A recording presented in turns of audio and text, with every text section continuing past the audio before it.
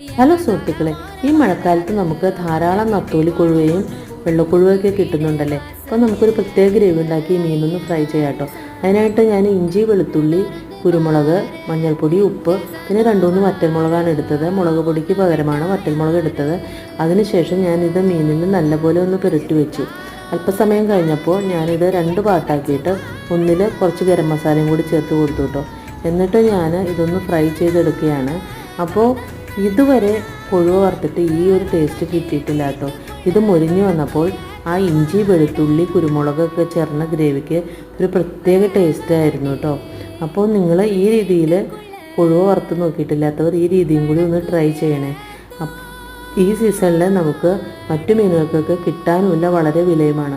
നമുക്ക് കിട്ടുന്ന ഈ കൊഴുവ ഏറ്റവും രുചികരമായിട്ട് ഇങ്ങനെ ഒന്ന് തയ്യാറാക്കി നോക്കൂ. വീഡിയോകളൊക്കെ ഇഷ്ടപ്പെടുന്നുണ്ടെങ്കിൽ ഒന്ന് ലൈക്ക് ചെയ്യുകയും സബ്സ്ക്രൈബ് ചെയ്യുകയും സപ്പോർട്ടും ചെയ്യണേ.